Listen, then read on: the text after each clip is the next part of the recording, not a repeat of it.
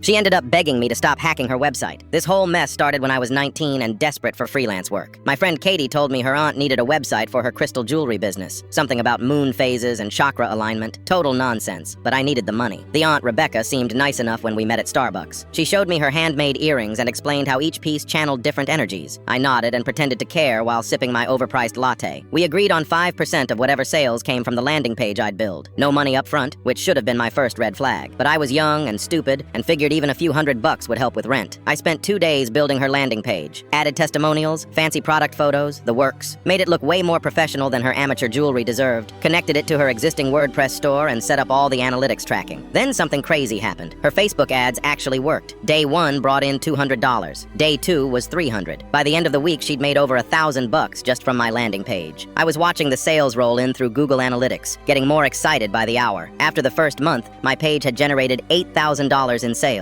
That meant $400 for me, more money than I'd ever made from freelancing. I sent Rebecca my first invoice with a screenshot of the analytics. That's when everything went to hell. Radio silence, complete ghosting. My emails bounced back as undeliverable. Her phone went straight to voicemail every time I called, but I could still see her sales numbers climbing because I still had admin access to her website. For 3 months, I watched this woman make thousands off my work while ignoring every attempt I made to contact her. The analytics showed she was running more ads, making more sales, probably laughing about the stupid kid she'd scammed. Then one Tuesday morning, my phone buzzed with a text from an unknown number. "My website is down and I know you did this. Stop hacking me right now or I'm calling the police." I stared at my phone, confused. I had nothing to do with her site crashing. Probably just cheap hosting or a WordPress update gone wrong. But then something clicked in my brain. This was my chance. I couldn't outright threaten her or admit to hacking. That would be illegal. But I could definitely let her think whatever she wanted to think. I texted back, "I'm not discussing anything until you pay what you owe me." My phone rang 30 seconds later. "Please just fix my website." Rebecca's voice was panicked, desperate. "I have orders coming in and customers are emailing me." I played it cool. "According to my analytics, you've made over $12,000 from the landing page I built. You owe me 5% of that. $600? Fine, I'll pay you $600. Just please turn my website back on." I almost laughed. She was so convinced I was some master hacker. The agreement was 5% of all sales. That's $600 for the first month, but you've been using my page for 4 months now. There was silence on the other end. I could practically hear her calculating. Okay, how much total?" I pulled up the analytics in real time. 14,000 in total sales. You owe me $700. Fine, I'll transfer it right now. Just please fix this. I gave her my PayPal info and hung up. 20 minutes later, my phone pinged with a payment notification. $700, just like that. She immediately called back. "I paid you. Now fix my website." This was the moment I'd been waiting for. The perfect ending to this whole mess. "Rebecca," I said calmly, "I never touched your website. You should probably call your hosting company." The line went dead. She never contacted me again. Her website was probably back up within a few hours once she actually called tech support. Meanwhile, I finally got paid for work I'd done months earlier, all because she assumed I was way more technically skilled than I actually was.